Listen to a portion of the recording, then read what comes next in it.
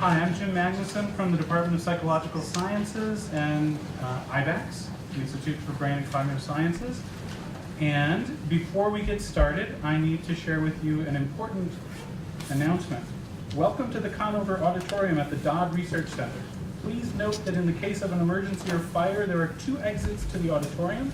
One is the main entrance located at the rear of the auditorium, and there's a front emergency exit located right here off the stage. Please note the nearest exit to your seat. We would like to remind you that there's no smoking allowed throughout the building and to turn off or silence your cell phone during the program. Restrooms are located down the hallway to the parking lot on the left-hand side. You go out this door, turn right. Okay, so I'm pleased to welcome you to this very special event featuring our own Tim Miller from the Department of Digital Media and Design. Tim has a really interesting background, which hopefully you've read about on the flyer, with training in science as well as in the arts, including film, and has great experience in science communication. So we're really lucky to have him here today. The flyer mentions this book that Tim has written called Muse of Fire, Storytelling in the Art of Science Communication. I recommend it highly, and I think we're going to get a sample of some of Tim's approach to these issues right now. So please join me in welcoming Tim Miller.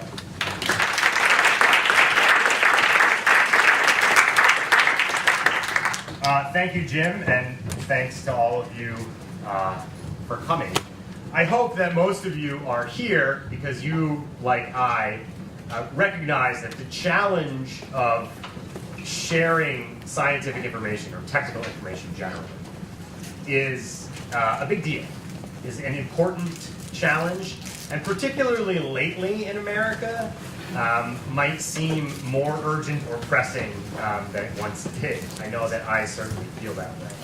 I meet a lot of scientists who say things like, I feel like I have lots of great things to say, I just don't necessarily know how to say them. I struggle to communicate the information that I have in my head.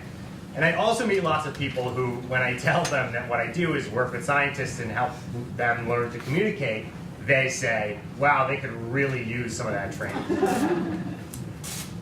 It is true, I think, that scientists generally have a reputation as poor communicators. Now, I'm not 100% sure that I agree with that stereotype, but I am sure that that stereotype exists. And the thing that I want to say, I think, first, before I say anything else, is that the reason that the book that Jim mentioned is called Storytelling and the Art of Science Communication is that I have become firmly convinced over the course of the dozen years that I've been pursuing this question that science communication is fundamentally not a science, that it cannot be explored or profitably pursued using the tools of science. And I compare it sometimes to things like ballistics, where in naval artillery, if you know the relevant variables, if you know the amount of the weight of your projectile and the amount of charge and the distance and the rotation there, et cetera, et cetera, et cetera, you plug them all in, you push the button, and you can hit the target most of the time. It's repeatable. It's deterministic. Communication is not that way because it deals fundamentally with human emotion, with the transmission of feelings from one human being to another, and that's not deterministic. It's not repeatable. And it is, I believe, strongly, therefore, not a science. It is an art.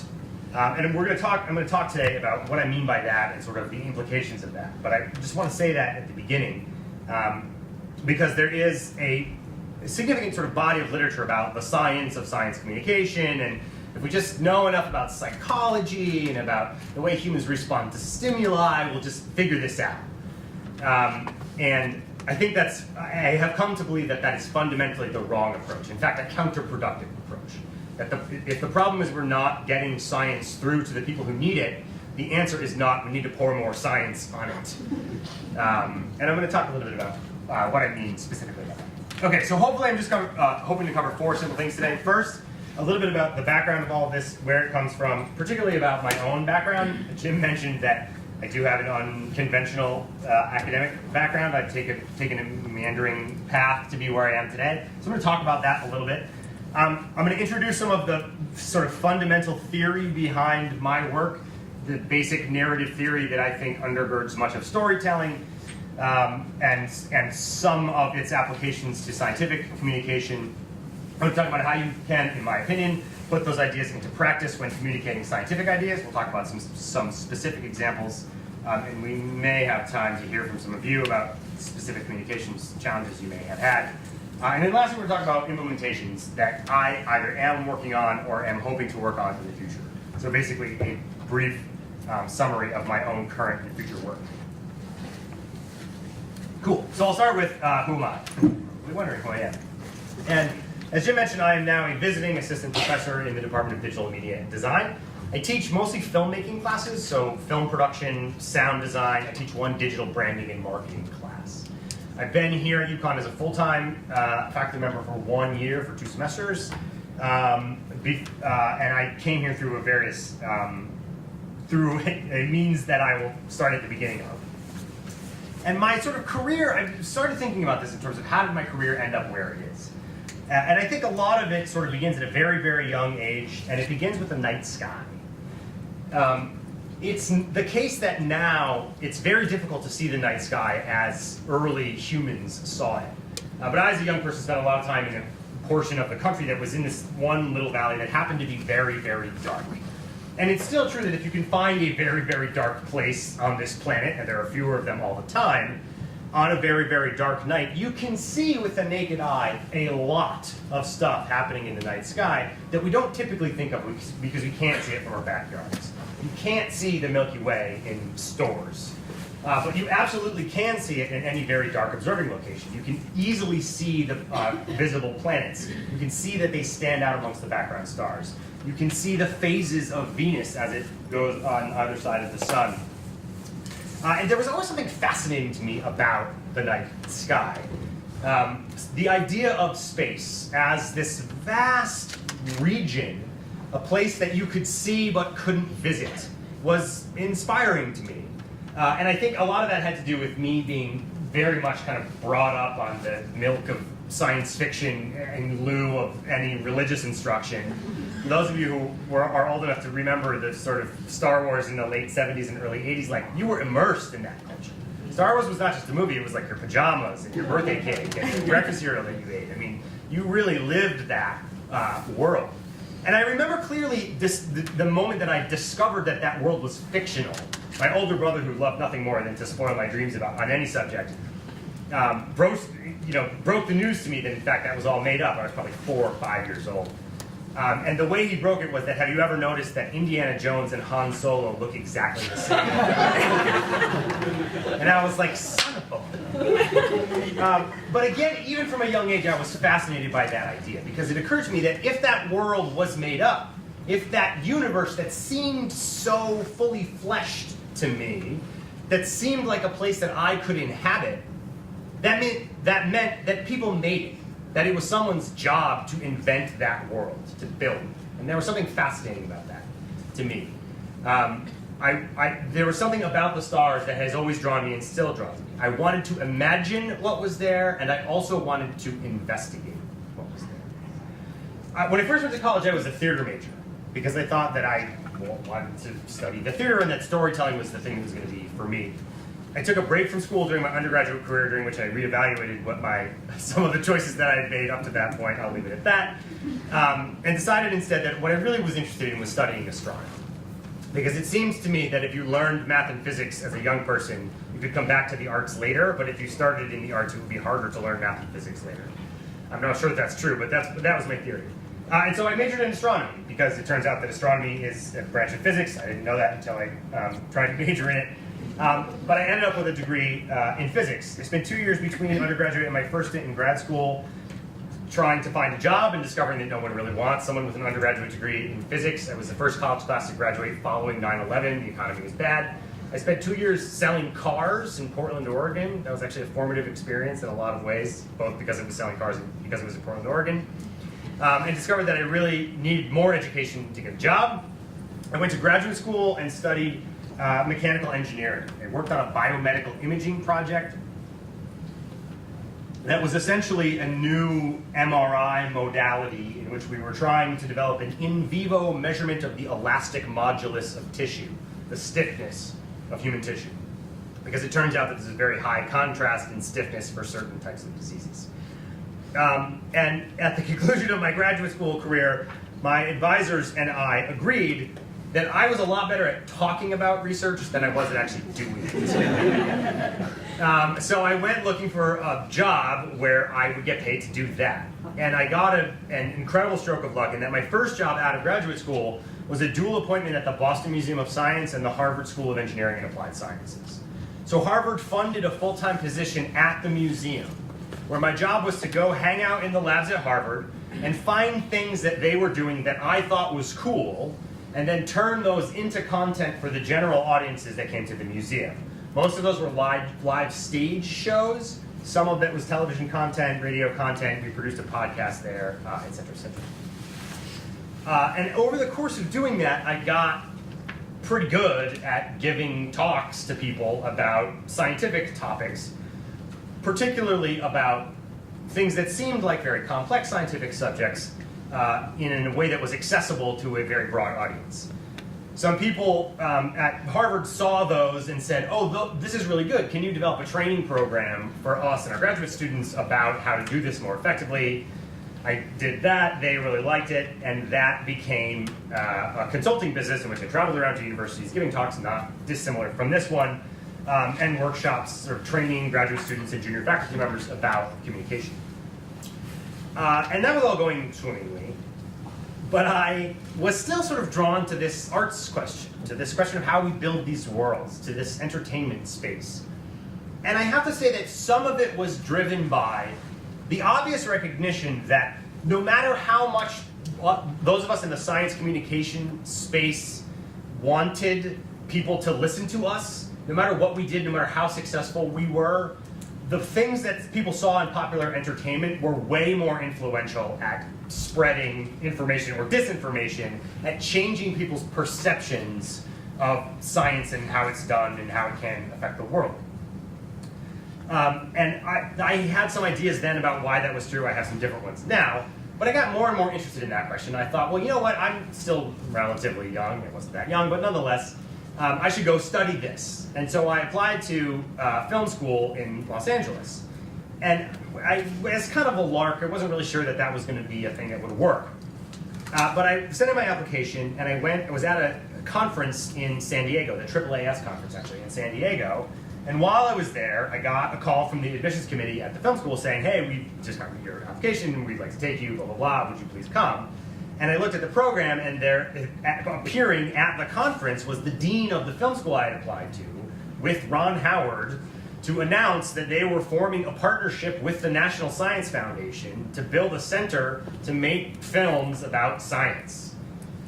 That just happened. Don't ask me why I got lucky like that, I don't know. But so I got home and called a person I knew at NSF and said, hey, I heard about this new program. Do you have anyone actually working on that? And they said, God, no, but we need someone. Are you free?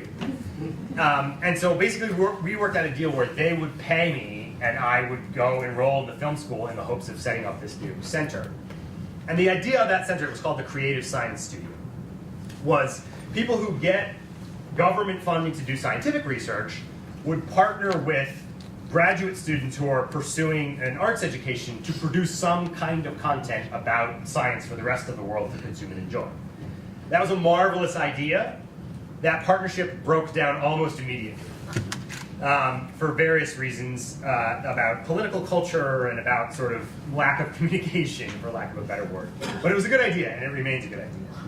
And I got to go to film school as a result of that. I quickly, as that project collapsed, withdrew as a student and got a job at the film school writing for them about emerging technologies and how that was relevant to the entertainment industry.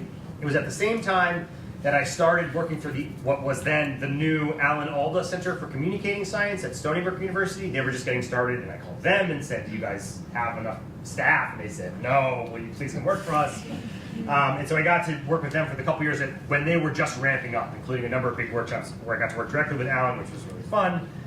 And then eventually, for personal reasons, was like, I need to move back to Connecticut, because my wife was moving back to Connecticut whether I was coming or not, and went looking for a job here, and there was an opening at University Communications. They were hiring a writer to cover scientific research, which is how I met many of you for the first time.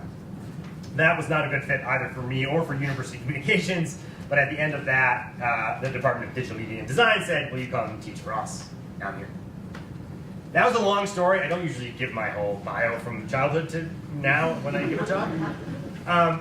But the reason that I bring that up is, and this will be important later, I hope, that I knew exactly what I wanted to do. I wanted to study the place where science and storytelling came together. I wanted to study the art and the science of them at the same time. I wanted to study the place where they met. I knew that.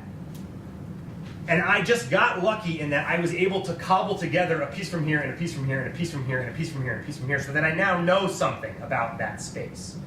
And I will say that I'm one of the few people I think I know who have this particular kind of expertise I have, because there is no training program to get to where I am at, the place that I am trying to explore in my work. And I would like to see that change at some point in time. I wrote in the introduction to my book, I think I'm the only person ever paid by the National Science Foundation to attend an art school.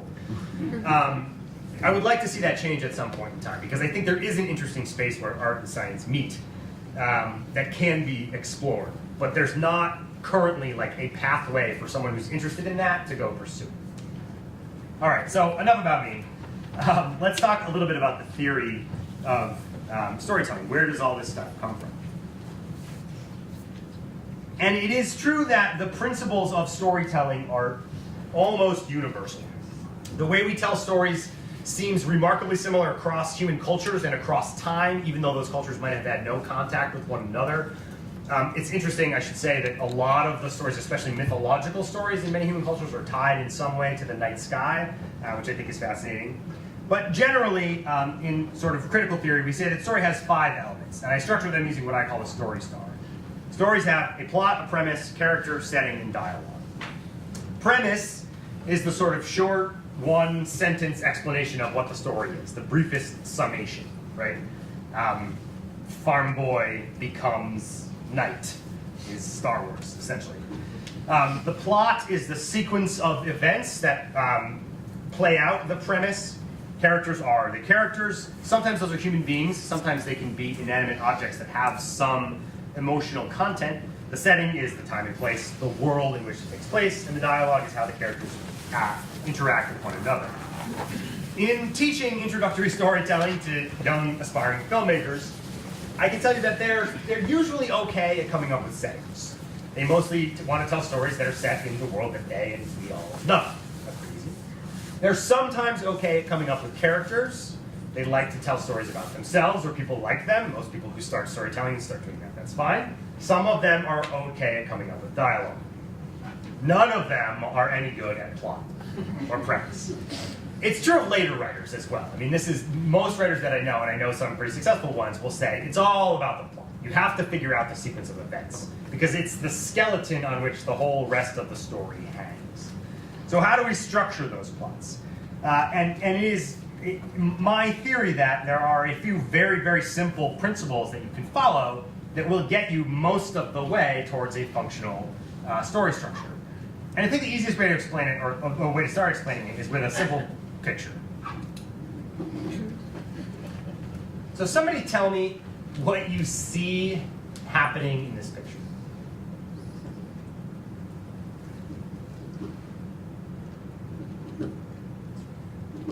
Yes? There's a woman imprisoned in a tower. She's being defended by a dragon-like character, and someone else is attacking to, or she's not being defended, she's being imprisoned by the dragon, and she's hoping to be rescued by the knight. Okay. Raise your hand if you saw that story she described when you look at this picture. That's amazing. Almost all of you have your hand. Raise your hand if you saw a different story. What story did you see? A woman is exasperated in tower by 2 men trying to control her. Bravo. What's fascinating to me is, so this is the sort of archetypical Western fairy tale myth, right? Is it misogynist? Probably. Is it heteronormative? Certainly. Like, there's all kinds of criticisms you can make of it. but it's instantly recognizable. Almost all of you saw the same thing that Inga Marie describes, which I think is fascinating. No one ever says a woman is in a tower and the dragon is protecting her from this idiot with the sword and the shield who's coming and trying to do something terrible. No one sees that, and I'm not 100% sure why. I think maybe it's because they sort of have the same eyes, the knight, the guy with the sword, and the person in the tower. I'm also, by the way, not at all sure that that's a woman. I mean, it's a person with longish hair.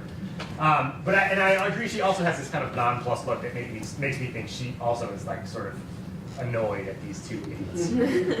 Nonetheless, it's instantly recognizable. We all say, or we almost all say, that we see the same thing. Because the idea of narratives, these narrative structures, are so ingrained in the way that we interpret the world that we see them in things, sometimes even when they're not there.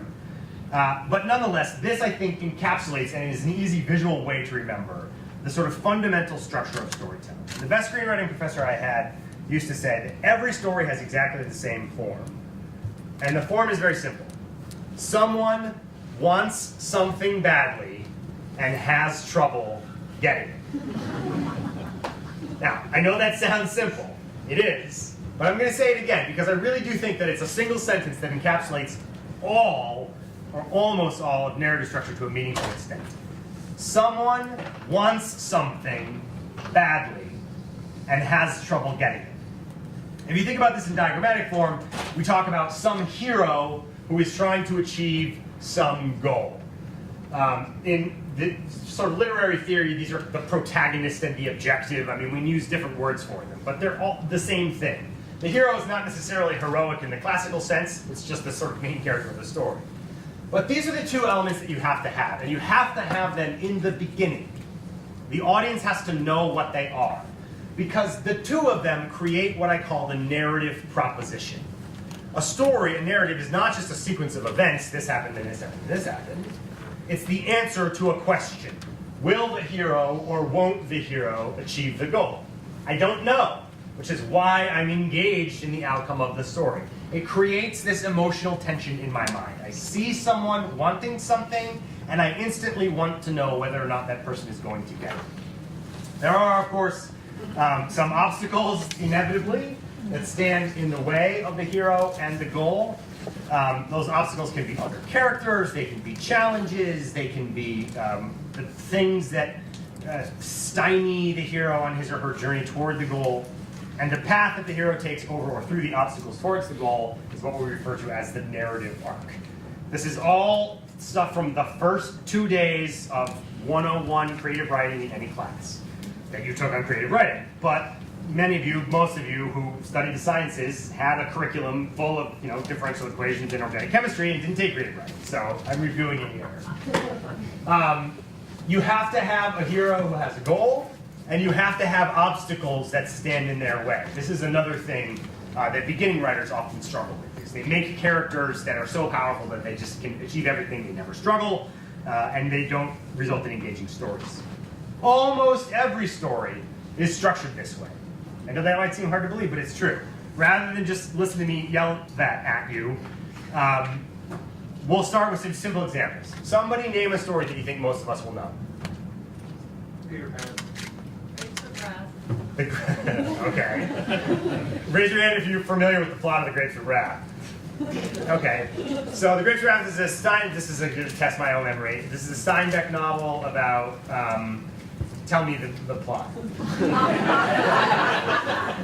think it's about the Dust Bowl, right? Yeah, it takes place in the Dust Bowl, yes. Yeah. It's about two migrant field hands. It's about two migrant field hands. I'm confident that there's something established in the beginning of that novel that they And want. I asked because the story was so depressing I could never finish it. Okay. I'm not familiar enough with that novel to dissect it, but so let's try something easier. Somebody else name a story that you think most of us know. Yes? The Wizard of Oz. Wizard of Oz. Okay, great. Who's the hero of the Wizard of Oz? Dorothy. Dorothy. Excellent. What's Dorothy's goal? Get home. To get back to Kansas. Which, by the way, I'm not sure why. Right? Like, Kansas seems kind of a dreary place to me, and Oz is pretty cool. So I don't understand why as soon as she gets there she wants to go home. But nonetheless, when do we learn that? As soon as she needs him. Yeah, basically as soon as she lands in Munchkin Land. No, I have to get home, Judy Garland says. I always remember the Judy Garland version of that. By the way, if you ever actually read that book, it's not nearly as sunny. But that's a pretty simple goal, right? There's no place like home. She wants to get home. It's not complex, it's not hard to understand, but there's a whole bunch of things that stand in her way, and she needs the woodsman and the lion and the scarecrow and the whole cast of characters, and there's the evil flying monkeys standing in her way. Does anybody name another one? A film or a book, play? Yes? The Star Wars franchise. Okay. Star Wars franchise. We'll start with the film. Because, by the way, it was one film. I have to explain this to my film students because they're not old enough to explain. They made one movie. It says episode 4 at the beginning. Yes, I know. That's an homage to a style of film called the Saturday morning serials that were popular in the 1940s. It's there for the same reason that the opening credits of Stranger Things look like a novel cover from the 1980s, okay? He didn't have any other movies written or in mind when he made the first one. Who's the hero of Star Wars? Luke Skywalker. Excellent. What's Luke's goal?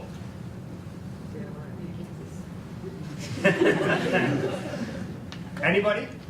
Yes. To destroy the Death Star. yeah, I mean, what are they called? The The bad guys? Yes. Yeah, I mean, his simple goal in the beginning is to rescue the princess. Who is she? She's beautiful. Help me, Obi-Wan Kenobi, around me home. There's a princess locked in the tower of a castle, and he and the old wizard from the desert are going to go break into the castle and liberate the princess. For those of you who think this is a heartbreaking work of staggering original genius, it's not. I'm sorry to tell you, right? It's been told again and again and again. It's a simple goal. After they rescue the princess, they discover that she has the stolen data tapes, blah, blah, blah, and the RTU unit for this final World War II movie set piece about one of the stuff. Not complex. Somebody name another one. A love story. I'm sorry, what were you going to say? I was going to say Harry Potter. Harry Potter, okay, great. Kind of a love story, I guess. Sort of. Who's the hero of Harry Potter? Harry. Harry Potter, good.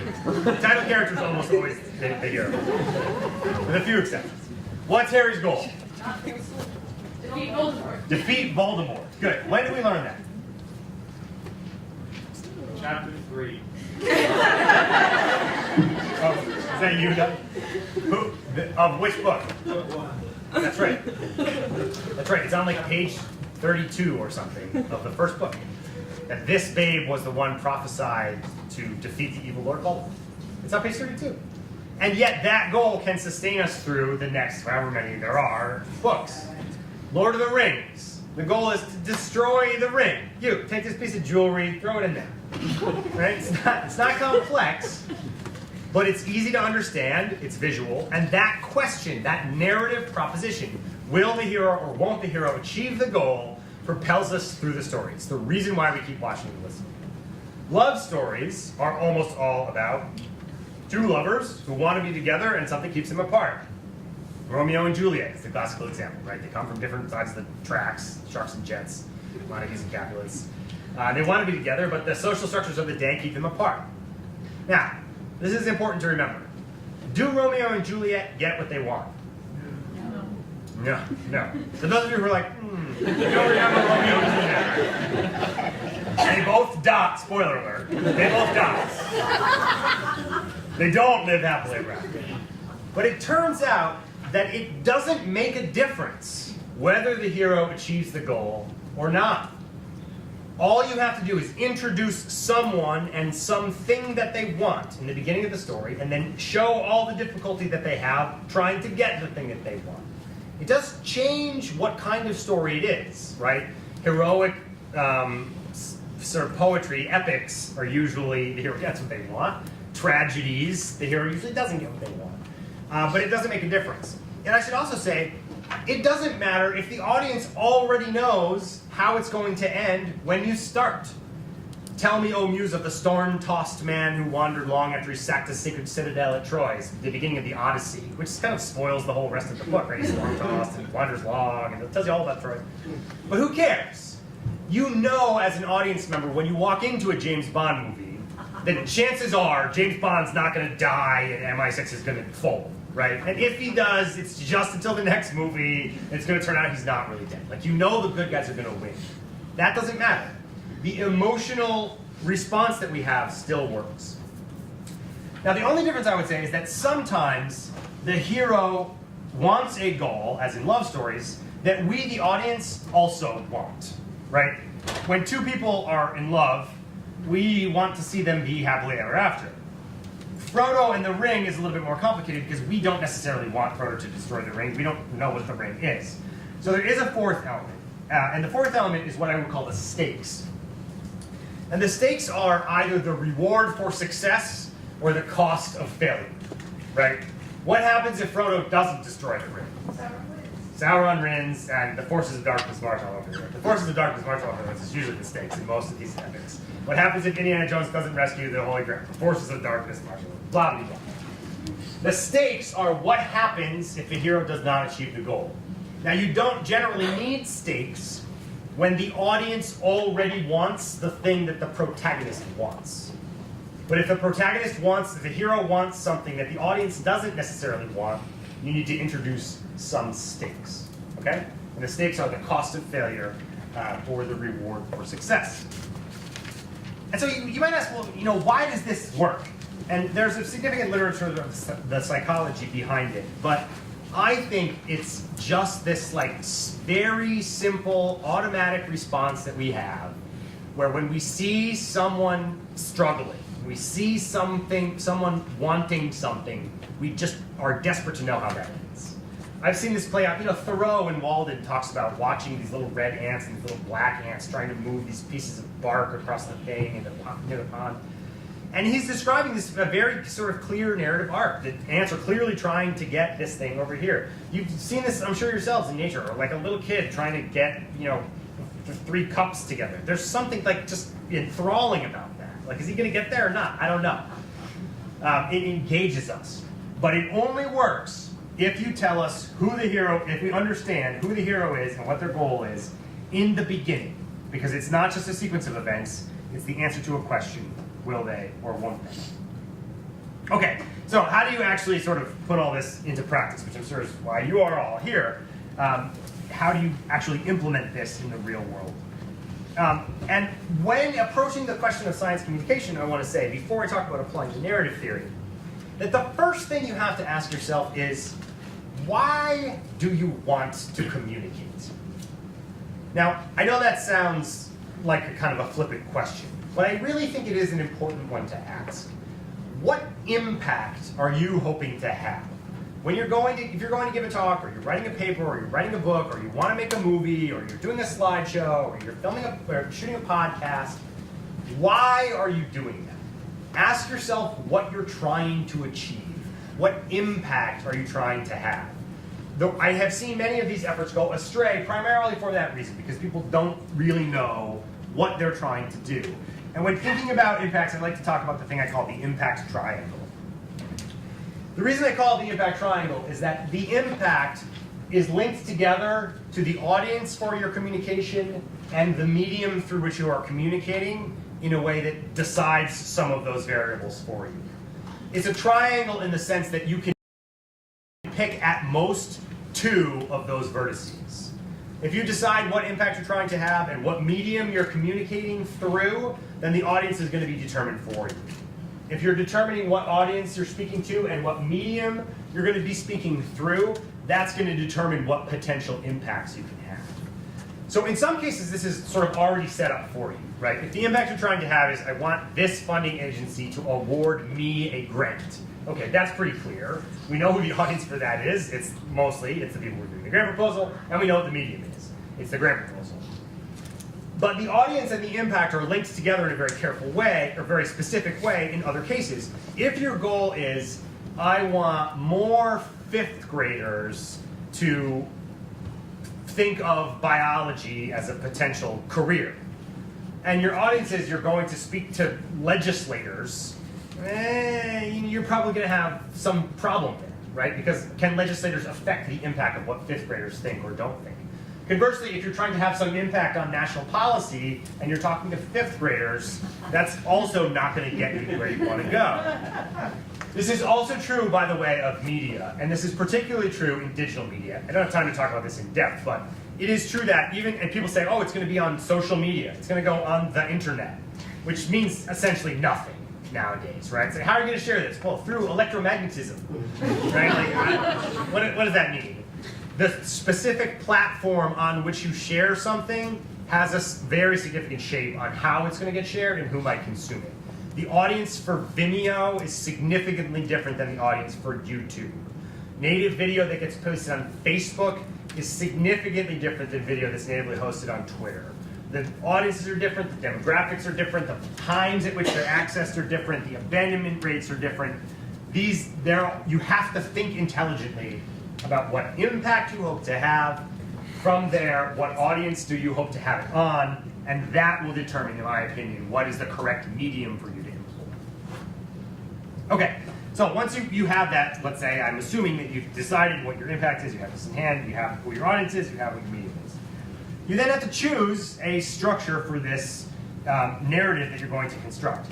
And I should say that I think constructing a narrative that's a story about a protagonist trying to reach some goal is the thing to do regardless of the breadth of the communication product that you're trying to deliver. I don't care if it's a 15-second video or a 100,000-word novel. You have to have the structure, regardless of the duration. Now that determines a little bit sort of how complicated the goal can be, how much you can tell people about the hero and what struggle they might have. But if you watch, in football season, this is probably it's the only time now that I actually watch television. If you watch like well-written and well-done television ads, they have narrative structure about someone who wants something badly and has trouble. In general, in scientific contexts, I think there's 3 main structures that are common. And they are what I would call the heroic investigator, the heroic apparatus, and the heroic society. And they're differentiated by, obviously, what's the thing that you want to make the protagonist. The first one is what's called the heroic investigator, in which you or your team, your group, your lab, is the protagonist, and you have some goal, which is an answer. You have some question you're trying to answer. You have some problem you're trying to solve. You're doing something in your lab because you want something that you don't already have. This is the easiest structure because science itself, investigations have a kind of a narrative structure. They're all about something that we want badly and the trouble that we have in pursuing them. There are usually some stakes, either the cost of what our ignorance, the cost of not having the answer, or the potential benefits of having the answer. And almost every scientific paper has some pro forma discussion of this in the beginning. You're writing about organic semiconductor band gaps. You have like one paragraph about photovoltaics, blah, blah, blah, very important, etc. And then you talk about what you really want to talk about. And there's some stuff in the middle that's the obstacles of you implementing. This is the easiest one to implement. It's the one that working researchers resist the most. Scientists hate this model for a couple reasons. The first is that I think people are naturally uncomfortable painting themselves as the hero. I think in large part, actually, many scientific researchers are uncomfortable really including themselves at all in the story of their work. And the reason for this is the basis of science is, quite rightly, that we check whatever emotional biases we might have at the door. An experiment that I run in my lab isn't valid unless someone who doesn't know me or anything about me can run exactly the same experiment in their lab and get the same answer, right? It's got nothing to do with you. That's the whole point of science, is that it's not about you. But scientists are, in fact, people who do, in fact, want the things that they're looking for. And I think that it's a false fear on our part that if we tell stories about our work in this way, in saying, I really wanted to know the answer to this question, that our colleagues will think that we're somehow forging our data or something. Like, I'm not exactly sure what the fear there is. But I think it's mostly about that. It's a desire to divorce ourselves from our work. We want the work to stand on its own. That, by the way, also I think colors the way we present information a lot of times. But this absolutely works. It's also the way you'll see a lot of sort of popular science communication pieces structured. A team of researchers toiling away at the University of Connecticut desperately wants to know something. The second one is what I would call the heroic apparatus. And the heroic apparatus is one in which, and when I say apparatus, I don't necessarily mean like physical apparatus, although it's often that. That can be the intellectual apparatus, by which I mean a new model, if you will, a new mode of thought, a new method of analysis, in which that thing itself is anthropomorphized to become a character. This thing is going to show us some great new answers. When I was at Communications, I wrote a couple pieces about what became the Brain Imaging Research Center, right? And we wrote stories in which the magnet was this great hero that's going to come and unleash these wonderful answers to us. And the obstacles were getting it crane and ripping the building off and putting the thing in so that we could unleash the power of this apparatus.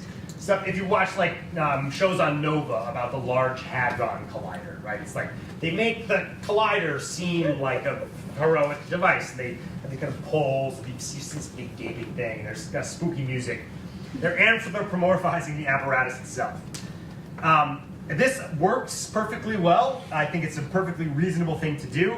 I don't see researchers doing it as frequently because I think they're uncomfortable making the apparatus a character in a story, but it's absolutely a perfectly functional form. And the last is what I would call the heroic society, in which we, some group of people together, want some change in our state of being, our state of knowledge, our state of attitudes, whatever. And there's some lack of knowledge or objection to those attitudes that stand in the way of us and that change.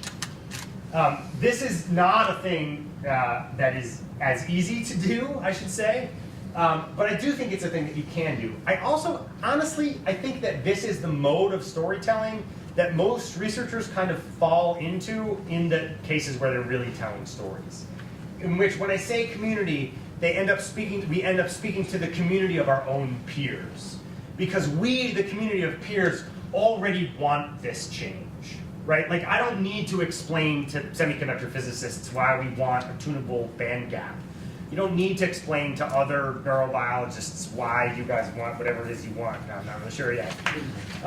Because the community of scientists who are doing the same work that we do want the same things that we want. So we talk about our work in a way that we say, oh yes, of course, this thing that we all want, and what's standing in our way there is just the ignorance that doesn't allow us to get it. But any one of these three things absolutely works. Again, the only important part of this, well, one of the only important parts of this, is that you decide what you're going to use as the protagonist, that you give that protagonist an objective, and that you introduce those things, the protagonist and their objective, in the beginning. Story is not a sequence of events, it's the answer to a question. I should say that one of the things that we do in this process is create characters. Remember, the story, star, character, setting, dialogue, plot, premise. We're taking ourselves or our work and creating characters out of them. And that is the process that we refer to as anthropomorphization. Anthropomorphization is the attribution of human attributes to non-human characters. This is the DNA strand from the animated film in the first Jurassic Park when they're riding through the thing and, I'm your DNA! They explain how sort of dinosaur cloning works. And that, believe it or not, that short little film was the inspiration for that project that I mentioned between USC and the National Science Foundation. The NSF people showed that clip from Jurassic Park and were like, that. We want more of those. Can't imagine why this failed. So I should say, by the way, that anthropomorphization doesn't necessarily mean giving the thing eyes and hands. It just means giving it some human attribute. And I think the most important human attribute is intent. You have to have the character want something. And if that's the apparatus or the society, that's fine, but you need to attribute some character elements to it. The things in a story are characters, and the way that they interact with one another is the dialogue in that story. So you have to sort of think carefully about those things. I particularly get this question a lot when people are talking about basic research. When you work with mathematicians or people who are saying, oh, well, I do basic research, so I don't really know how to tell a story because I don't know what the goal is. And I have two answers to that. The first is, we should really stop calling it that. I think that basic research is like the worst name ever. If you poll Americans, Christine, the director of programs at the Alda Center, used to say this, and I don't know the source of it, but I believe that it's true, that if you poll Americans and ask them, do you support increased funding for basic research? They say, no. Because you've been doing science for hundreds of years, you should be past the basics. I want you doing advanced research. And she used to tell that story as an example of, gosh, see how much they don't understand about us. What's wrong with them? We have so much to do. And the take-home message that I take from that story is we should just call it something else. Because what we mean by basic is it forms the bases of the rest of the work. But when people hear that, what they hear is fundamental, rudimentary, simple, right? Lacking in complexity. We should call it fundamental research or pure research. I think would both be much better names. But nonetheless, I think even in the case of a completely unapplied, pure research question, you can tell this story in which what we want is the knowledge itself. We want to fill in this known blank space in the tapestry of human understanding that we have. What is that good for? I don't know. What are the stakes? We don't know yet. The stakes are the unknown. But there are lots of examples through history where we learned a thing without having any idea what we were going to need that knowledge for, and then 5 or 10 or 100 or 500 years later, we found out that we really needed that knowledge and it was incredibly useful. The last thing that I want to say about narrative theory, or narrative practice, is structuring the narratives that you choose is really important because there's more than one narrative to tell about things. And the example I use here is the sort of idealized sporting arena. Think about sport. Sport has a very simple narrative structure, right? It's about some team, that's the protagonist, trying to get to some goal called the goal. And the other team stands in their way. Sport has a very, very simple narrative structure. Even like one-off sports, like individual sports, like mountain climbing. The climber wants to get to the top of the mountain. This is very easy, right? Will he or she get there or not? I don't know.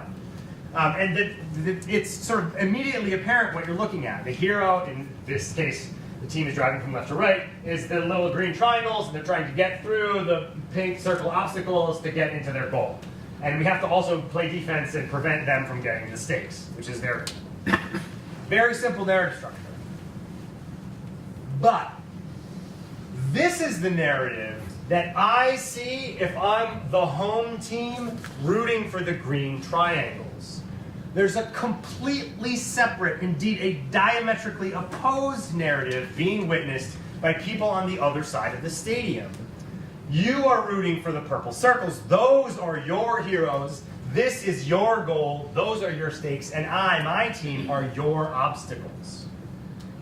They're two completely separate narratives. In fact, they're diametrically opposed narratives. One fan will go home having witnessed a great triumph. One fan will go home having witnessed a great tragedy. And they're watching the same game. The facts are not ever in dispute, but there are two completely different narratives. And the reason that I bring this up is that I think very often in the sciences, we fall back into this default position of assuming that the problem the public has with understanding what we're doing is a lack of facts. They just don't know enough. If we just got the information out there, then they'd be on our side and understand what we're trying to do. And that is patently not the case sometimes. Sometimes, even if they had all the facts, they would still think that you're wrong. It's not just a question of fact. It's a question of narrative reference frame. We can talk a lot about this. I don't have time to go into it in depth, but I just want to bring it up because I think that it is important to consider when you're thinking about that impact triangle. What impact do you want to have, and what audience do you want to have it on? It's worth thinking about what is the narrative reference frame that audience might already be walking into your conversation with. And that is the sort of end of the things I have time to talk about today in terms of narrative theory. I know that might seem simple, but I assure you that employing it is profitable. And in the last couple of minutes that I have, I just want to talk briefly about implementation in terms of current work that I have and am working on that's relevant to these things. And the first thing I want to mention, by the way, is actually not a science project. So my position now is almost entirely funded by a humanities grant called Greenhouse Studios. This is a new initiative that's happening they've got a big space in the Homer Babbage Library. It's a grant from the Mellon Foundation to reimagine how mostly humanities scholars are doing scholarly communication. I've been working on this project for about a year. I'm project managing 3 big projects that include an interactive graphic novel, a film about Cuba, and a virtual reality recreation of this event from the Renaissance. It's been fascinating. What has been most instructive to me about this experience is I spent many years thinking to myself, well, yeah, the sciences really have this communication problem, and how we disseminate results, and even how we share it amongst ourselves scholarly has some issues. But you know what? I'm sure our colleagues in the humanities have this all figured out, because they know all about storytelling, and I bet they're fine. The answer is no. They also have a very closely related problem with how they're grappling with communicating scholarly information, especially in the digital age. The problem that the sciences have and the problem that the humanities have are not the same, but the reason that neither of us can seem to solve them, I think, are largely the same. It's possible that the solution to both of those problems might be the same. This has been a fascinating thing to work on. And I should say that is an ongoing project that will be doing a whole bunch more stuff that I hope you will hear more about in the coming months. I should also say that I'm now excited to say that I'm one of the team of co-PIs recently awarded the National Science Foundation NRT. This is the NSF Research Traineeship, called The Science of Learning and the Art of Communication. There's a story about it UConn today. There are 10 of us participating in that project. And the idea behind this is that rather than taking graduate students and training them very, very deeply in one specific discipline, we are going to take a cohort of graduate students from a whole bunch of different disciplines and train them all at the same time around one central research question. The question in this case is, how do humans learn? What do we know about human learning? Approaching that from many, many different disciplinary angles. The thing that's hugely exciting about that, to me, is that with the generous support of the Dean of the School of Fine Arts, we are going to include in that cohort 2 arts graduate students who, working together with the science graduate students, are going to help create the communication and the communication pieces, basically, the materials that cohort will use to communicate with one another and hopefully to communicate with a larger outside world. I am thrilled about this because it's essentially an opportunity to offer a Master of Fine Arts program that focuses explicitly on scientific communication. This is one of the only ones around that I know of. It's going to be a fully funded position like a scientific position would be. So if any of you know people who you think might be interested in this, please let them know. I'm thrilled about this. I should also say that I'm here today because of a partnership that I am entering into with the Institute for Brain and Cognitive Sciences. Jim Magnuson and Jerry Altman said, hey Tim, we want to make some films about the work that that IBEX is doing and that IBEX researchers are pursuing. I'm thrilled about this because the partnership has allowed me to sort of build my own lab infrastructure in terms of equipment and some support from personnel to do more of these things. My lab, the Miller Lab, is now trying to do in miniature the same thing that partnership between USC and NSF was trying to do, which is find people who are doing scientific research, partner them together with people who are interested in the arts, and see what interesting things they can create together that advances the cause of both the arts and the sciences. I'm also, I should say, just really fundamentally interested in questions of visualization. How we shape and show data, how we show research results, I think is a fascinating and underexplored question. And so I had started a couple of very brief experiments about what can we do differently using the artistic tools of animation or video game creation or filmmaking with scientific data. This was a very early experiment I did, just starting with an MRI brain scan image. I took a whole bunch of these images and then stacked them up together in a 3D animation program to render them back out as voxels instead of as pixels This is the rendered result of that whole reconstructed head. What's interesting about this is that it's now in an animation program. I have good APIs where I can control the color of each one of these voxels.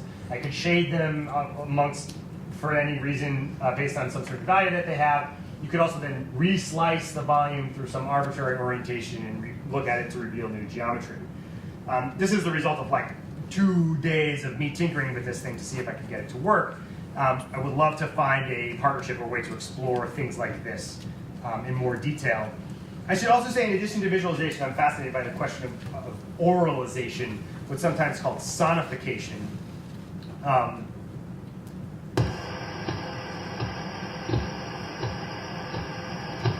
This, what you're listening to, is an audio recording of data of the loudest, the brightest pulsar in the northern hemisphere. That's a fast rotating collapsed neutron star. Pulsars were discovered exactly 50 years ago this year, and they have this very interesting audio signature.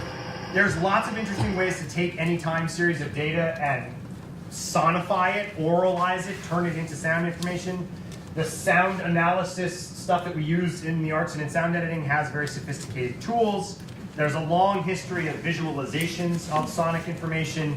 Some of you might recognize this as an album cover from the late 1970s. It's actually a visualized version of information from that same pulsar stacked together so it looks like a landscape. Again, I don't have time to talk about this stuff in depth, but these are, in my opinion, underexplored areas. I'm also fascinated by the use of color in figures. This is sort of from MATLAB's instruction about how we use color in figures. The images on the left are all exactly the same images. The rainbow color map that we often use introduces these kinds of weird artifacts. I'm running out of time, so I'm going to skip through this quickly, but I'm fascinated by how we can use color not to represent scalar quantities, but vector quantities. This is a famous picture of the Eagle Nebula. The picture on the left is what we would call a true color image. That's how it would look through a telescope. The picture on the right is also we call it a false color image, but that's actually a terrible name. It's a 3-color image looking in 3 different wavelengths, other than the wavelengths that your eye can perceive. This is also, another newer version of it. This is also, I think, a fascinating and underexplored space. Digital imaging works this way too. A digital camera doesn't just take one picture, it takes 3 pictures in 3 colors at the same time. Those get composited together into the final image. Each pixel is not a number, it's a vector in 3-dimensional RGB space. So you can take any group of data. This is a map of the states ranked by their level of education. This is a map of the states ranked by their level of income. This is a map of the states ranked by their liberalism. This is all of the states with all 3 of those things superimposed. This is a very low-dimensional data set, but it's an interesting example of the way you can combine more than one data set through color space. I think that's fascinating in an underexplored space. And the last thing I want to mention that I'm working on right next to a big project is I'm actually working with a group of cosmologists. This is us at our most recent meeting in Harvard over the summer, in which the federal government has told these group of cosmologists, so the people who research like the Big Bang, that after 20 years of competing with one another for grant funding, you now have to get together and form one super research group and work together, which has its own problems of communication. That's me. You can't pick me out here.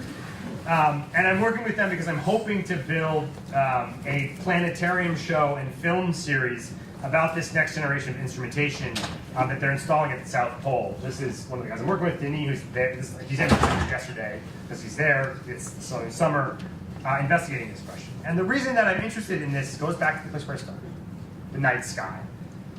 The night sky is the source of a lot of the things that we know about science. It's also the source of almost all of our stories of who we are and where we come from. And here, this Cosmology Project is a group of scientists who are investigating this most fundamental question, how did the universe come to be the way it is?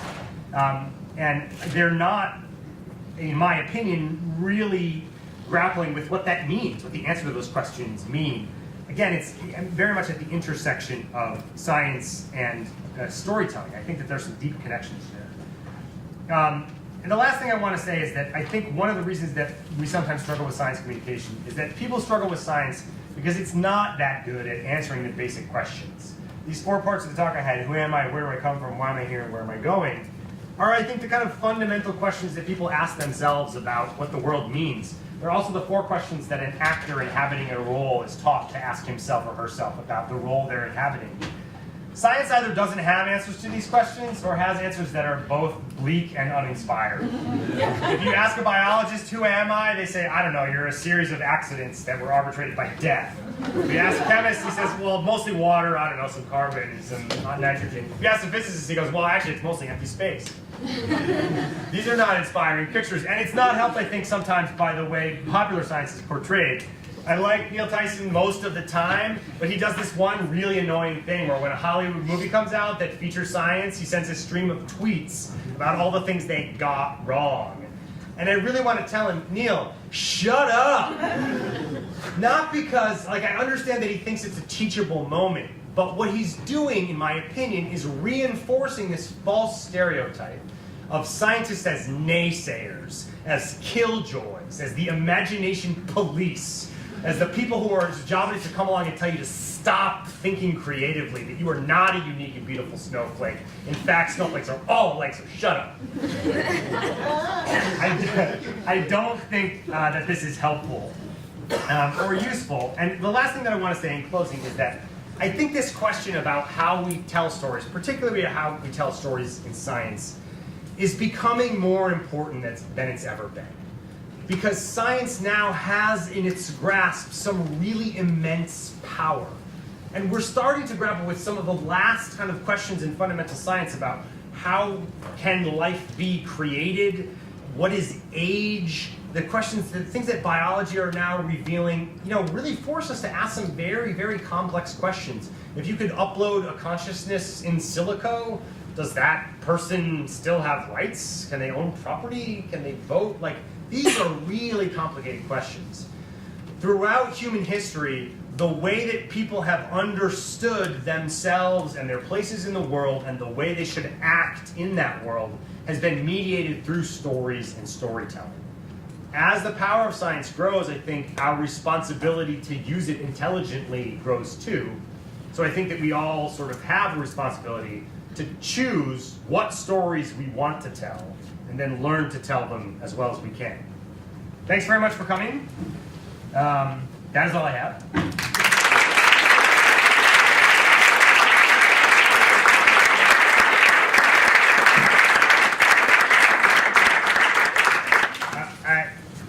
I'm happy to field any questions. I'm cognizant of that I'm over my time. I was convinced that I did not have enough information to fill an hour, but I can get everything I was hoping to. For those of you who need to leave, please do excuse yourself. I think Is there a reception when we finish up in here? I'm happy to take questions on stage, or if you have a question that you want to ask me one-on-one, I'll be out wherever that is. Yes? So I want to ask a question of main interest colleagues. When I came today, I thought you would maybe think a little bit about the way in which I communicate my science to people outside of my community. As you talk about narrative structure, I started to think, ask myself, I wonder what he thinks about the way in which we communicate our science to our peers, to our journalists. Yeah. Because when I'm communicating, I'm the hero. The goal is the thing I'm trying to discover. The obstacles are the shitty data and the reviewers. Right. And when you think in terms of the sort of narrative structure, I can see how that might optimize the way in which we can talk to legislators, fifth graders, well, not president, but what about how we talk to our peers? Do you see the way we have evolved that as being particularly good in respect of the narratives that we tend to use? In particular journals, it's like a template. Sure. Or do you think we're committing some egregious error that if only we could correct ourselves, we'd do a much better job and we would obviate the need for reviewer free? No comment about reviewer free. I should say that I don't have a slide about this, but I should say that I should have said this in the beginning. That's the great point. There is, in my opinion, a prevalent false dichotomy that there's two sets of skills. One is the set of skills you need to talk to the great unwashed public, which you can learn if you have time, but it's not really that important. Over here is the completely independent set of skills, that you have that you need to communicate to fellow scientists. And you're all great at this, but not so good at this, but they're separate, so concentrate on the thing you're good at and worry about that if you have time later in your career after you get tenure. That's not true. I think they're largely the same thing, that the area of the overlap far exceeds. There are some things that you wouldn't do that you would do in one and not in the other. It's mostly about the area of overlap. I think they're largely the same skill set, and I think that most scientists are bad at both, by the way. They're not good at either. I've been to a bunch of these trainings that were like, you see someone stand up and say, now I'm talking about communicating to the public. The way you talk to other scientists, you do great. And I'm like, you have not been to enough scientific conferences. That is not true. I mean, think about that. Like raise your hand if you've ever been to a conference and sat in the back of a talk and thought to yourself, like, this person looks like they have a lot of data, but honestly, I have no fucking idea what they're talking about. Raise your hand. Right? How many times have you been at a conference listening to a talk thinking to yourself, well, this is just a very general overview of what they're talking about. They're all talking about context and why it's important, and they're not diving deep enough into the data at all. Raise your hand if you felt that. Yeah, once, right? The oldest white guy. My point is, one of them, I'm only teasing Jerry. One of them happens all the time, and one of them very rarely happens. Like, we assume that our colleagues are all going to know lots more than they do. I don't think that the journalistic, in terms of publishing, I think that there are some very serious issues about access related to publishing, which is probably the most pressing question. I will say that the question of open access is becoming more and more pressing. I think we're closely reaching a place where the publication of publicly funded science in a closed source journal constitutes unethical conduct. Nonetheless, I think that the journalistic form enables you to do great storytelling. I think that you can absolutely use the narrative structure in which you're establishing, here's the thing I was trying to do, here's the trouble I had along the way, here's what happened at the end. You can do that in a paper, and good papers do. I don't think people think about this when they sit down to write a paper, and if they did, they would write it. Does that answer your question? Yes? I have a similar tangential kind of question, which is, in science and engineering classes especially, I found myself less than motivated by lectures. And I'm wondering if there would be room for storytelling in pre-calculus or something like that. Yeah, that's a great question. I mean, sure, yes. Her question was, do I think that there's room for storytelling in undergraduate and graduate instruction? What's the role of storytelling in teaching? I think it's the question. Yeah, absolutely. I think you absolutely can and should be thinking about how to tell stories in your teaching. It's a thing that not many people have time to do or have been trained to do, but yes, absolutely, I think you can do it. Can you create protagonists and heroes in vector calculus? Sure, absolutely. Because, by the way, remember that structure of somebody wants something that you and the answer. Science and engineering research is also structured as narratives, right? Like we don't create theories or run experiments for no reason. We do them to answer questions or solve problems. Like Leibniz invented the calculus for a reason. Newton figured out his method of fluxions. He called it something opaque on purpose so no one would steal his idea because he was crazy paranoid. But there's lots of good stories to tell about that. So the answer is yes, absolutely, you can do good storytelling in instruction. The reasons that people don't is deeper than I have time to give you a dissertation about. I mean, it has a lot to do with how much training faculty members receive in teaching. And I did briefly. I did a short film. This is one of the things, by the way, that we're trying to address in our new grant is how do we provide the missing pieces to graduate students in science education, which I'm hopeful we'll make some progress on. Not going to solve it. I made a short film for NSF about 5 or 7 years ago, in which we interviewed a bunch of scientists who were faculty members like at their tenure break. And I asked them all, what do you actually spend your time doing? And it's a good first approximation. Everyone said the same thing. I spend 30% of my time teaching. I spend 30% of my time administering my lab, like being the boss of this investigative group. I spend 30% of my time either raising money or reporting results. And if I'm lucky, I have 10% of my time left over to actually think about the scientific questions and what we should do. They all said the same thing. And I said, How much training did you receive in teaching? Well, none. How much training did you receive in administrating a group of people? None. How much training did you receive in how to write a paper or disseminate results or raise money? None. So you spent 10 years of your life learning to do what's now 10% of your job. And you got your job based on your strength of doing that thing that becomes 10% of what you do. How that gets changed is a much larger structural question about the fate of the university in general. But it's the case that we have not yet figured out a better way to do it. The people who become tenured scientists are the people who did the best science before they became faculty members.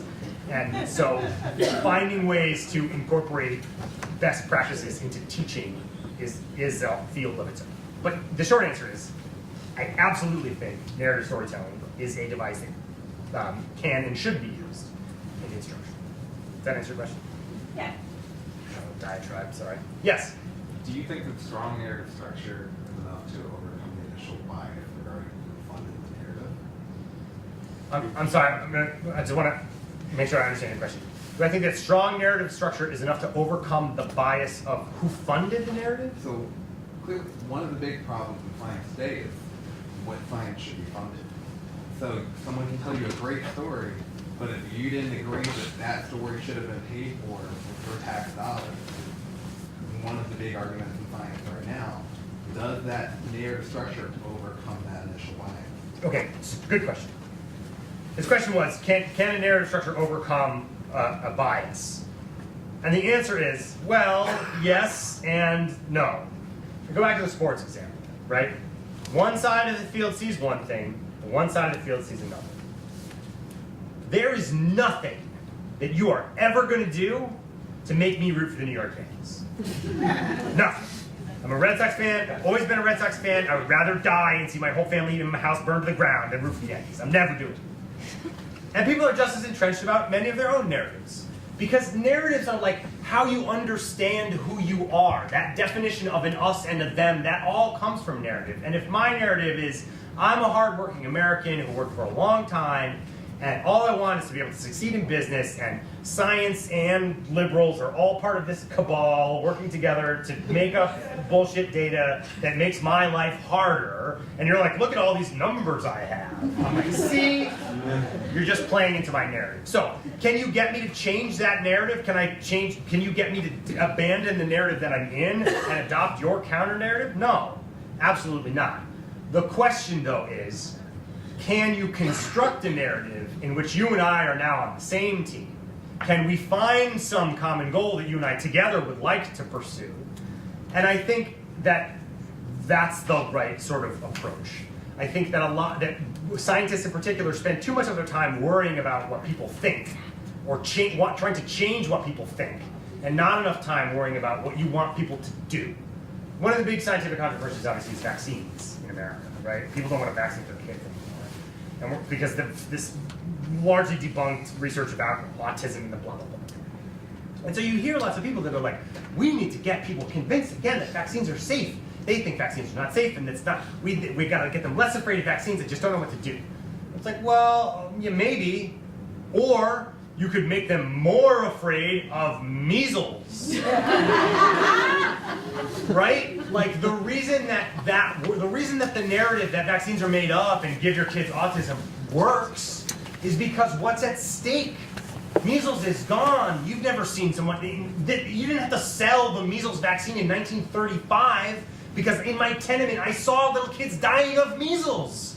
So I was like, yes, please give me that vaccine. If you gave me $10 million and said change American attitudes about vaccines, I'd make cartoons for 5 to 10-year-olds about Queen Vaccine and the evil army of measles, right? Like, I would establish what the stakes are. I think that if you spend your time worrying about changing what other people think, you're going to be butting up against a wall. If you concentrate instead on what you want them to do, without worrying about what you think, you're more likely to get results. Yes? You started alluding to this a little bit in your answer just now.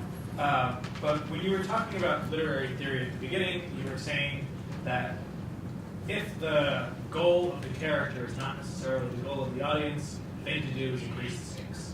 And in this science architecture you're presenting, where the hero is the scientific investigator and the goal is finding some answer, if it's the case that the public, the audience, doesn't necessarily agree that this is a worthwhile goal, it seems again that we should be upping the stakes for the audience. Sure.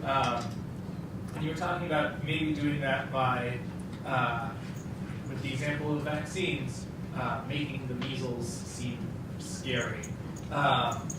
What are, to the extent that this is something you think about, what are other strategies that we as scientists should be taking to increase the stakes when we talk about our research? That's a good question. It depends entirely on what you're doing. Because if what are you doing? I studied spoken word recognition, how we understand speech. Okay.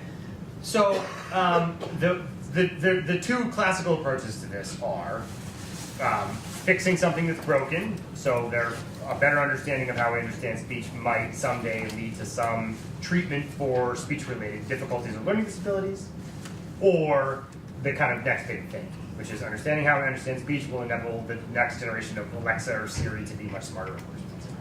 Those are the two kind of traditional ways to go about that. Neither of those makes me very excited, but they might both work. It depends on who you're talking to. And there are also other ways to structure narratives about, like, why are you interested in that question? Why is that such a hard thing to solve?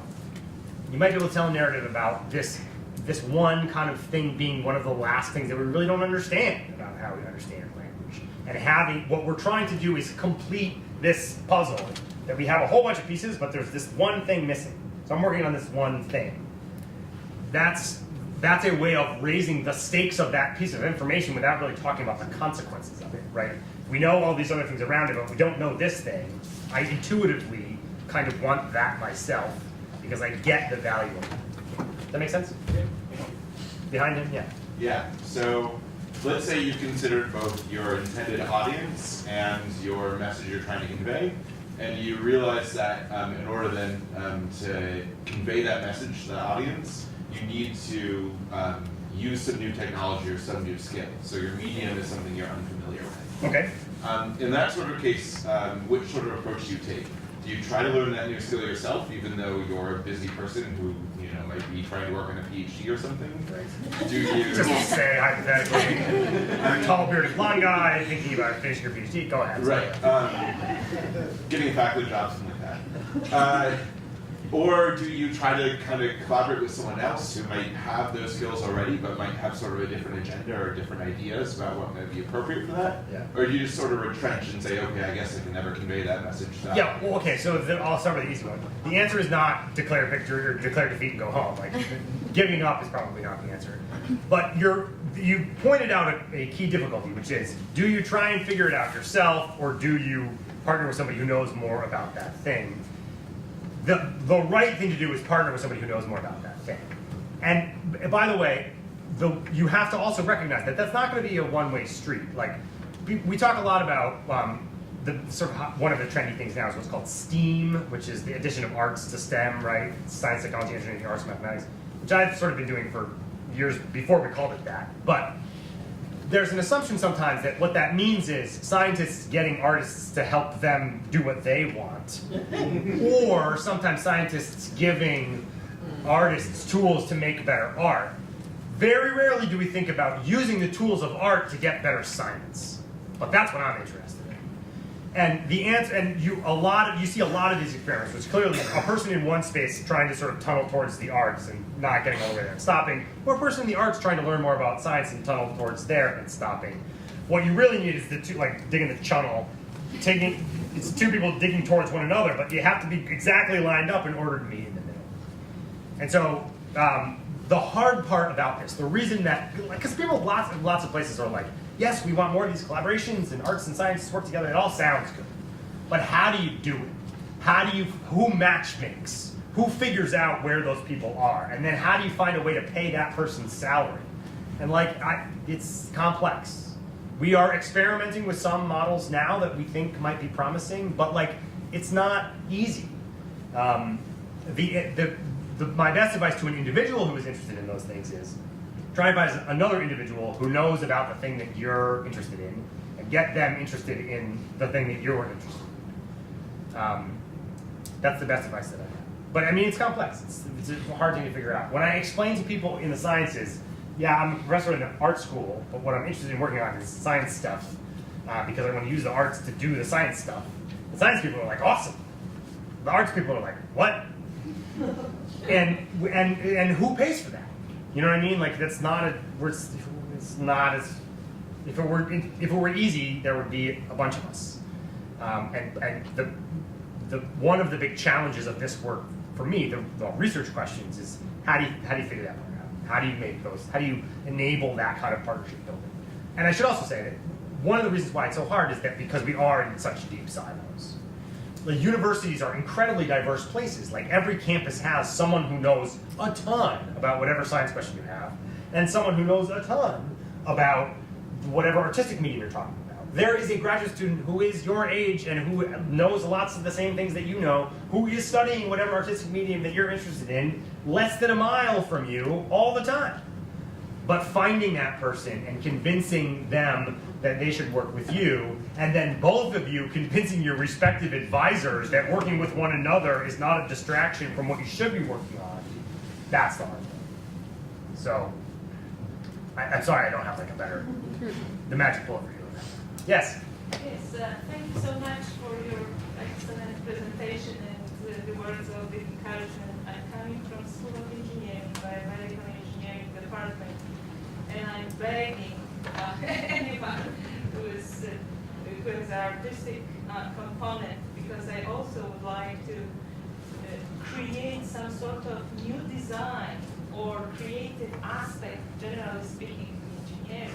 My students are very cold, without any imagination. So it's very, very difficult, and you can see the results of their design when you are coming for the demo day, and it is disaster. In my opinion, it's absolutely non-human user interaction. So during my lectures, I only can provide like one lecture-related art, and they are listening with the open mouth. But after, it is a procedure I need to repeat during my experiments and so on. So even your graphical presentation is very stimulating, like a 3D, different flow, different cross-section, and absolutely behind should be explanation why I'm doing this. So I'm going through these stories with teaching my students and explaining the experimental setup, but it is so draining. Every year I am losing my power because I'm standing by myself. And students even, they are not resonating to the words, Right. because you are vibrating in different space. And you need someone who will back up you with your background. And maybe it will be a special course. I try to go through the different collaboration with the School of Arts, but I think it's absolutely very important aspect to bring art to engineering school. Yeah, I mean, I would love to talk to you privately about that more. I completely agree, and I think that one of the difficulties that we have is that we, for various reasons, we keep the students separate ourselves. You know what I mean? There isn't a clear pathway where someone who is interested in both worlds can do those things. And I should say that that's a relatively recent phenomenon in human society. It's a very 19th century mechanized factory worker, go little worker bee, do your thing. Up through sort of the Enlightenment, it's not an accident that Aristotle and Leonardo and many of the great artists of human history were also people who made massive contributions to science, right? For a long time, there were these kind of polymaths that being educated meant knowing a lot about both of those worlds. And the bifurcation of them into two separate strands of human endeavor is a thing that I think we might need to think about rectifying. One more. Yes? I am both a pre-med biology major, but also a tutor at the Writing Center, which means I spend many hours of my week explaining to freshmen how to write their lab reports. I'm wondering how I can use narrative theory in a way of explaining the objective of a lab report. That's a good question. Let's talk about this one-on-one, because I want to think about that more. How can you use narrative theory? The Writing Center is trying to redo our literature on the science writing for people to access, and this is spark an interesting idea. Yeah, I mean, I think most of the time, in that kind of context, what you want to do is find a way to make the reader, the recipient, the protagonist. Okay. Explain a thing that they want, and then explain what the likely obstacles they are going to encounter. All right, cool. I will be outside of the reception. If you guys have more questions, shoot me an email or check out the lab website. Thanks all for coming.